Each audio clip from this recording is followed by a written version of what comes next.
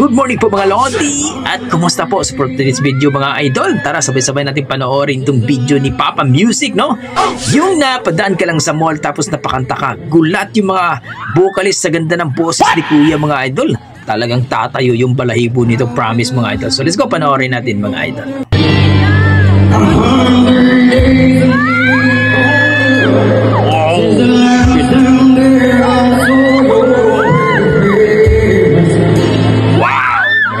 Laki ng boses, no? Angas!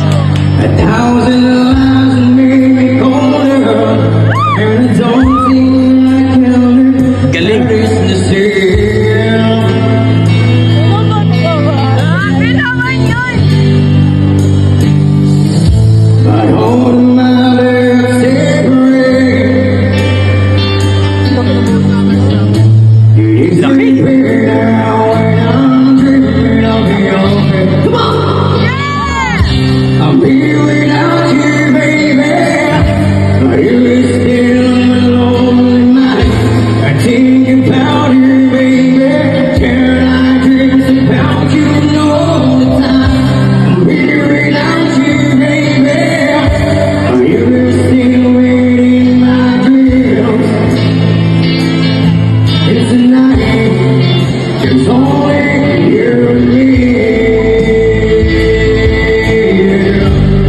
Malupit mga idol.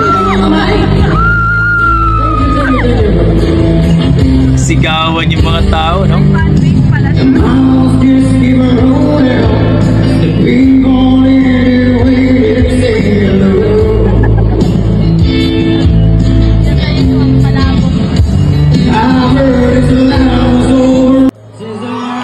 Grabe mga idol. Ang lupit. Ang lupit mo kuya. Sabi nga ng mga nagkomento dito mga idol, medyo maraming insecure, no? Ito talagang ating mga ibang mga dugong Pinoy pagka insecure ang pag-uusapan talagang number one. Hindi naman lahat mga idol, pero sa nakita kong boses ni kuya mga idol, sa narinig ko, angas. At talagang malupit, magaling maglaro mga idol.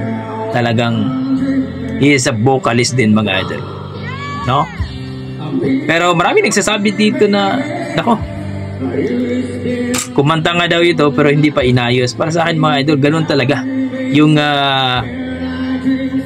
tirada ng mga ganyang boses, mga kanta mga idol. Ganyan ang mga tirada ng boses mga idol na talagang medyo maangas. Kasi yung kanta na yun, nako, matagal na yan pero still fresh pa rin yung kanta na yun. Grabe, walang hiya, tatayo yung balahibo ko dito. Gulat na gulat ako no?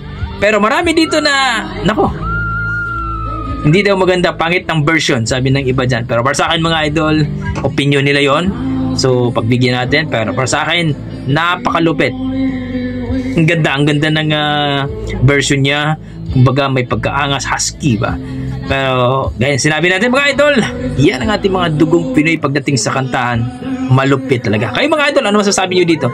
Please comment down below mga idol. At sana huwag nyo kalimutan mag-like at subscribe kay Papa Music mga idol sa kanyang YouTube channel. Tulungan po natin ang ating idol mga Lodi. Okay, hanggang dito lang po mga idol. Maraming salamat. Ingat po kayo lagi. See you sa next nating video. God bless.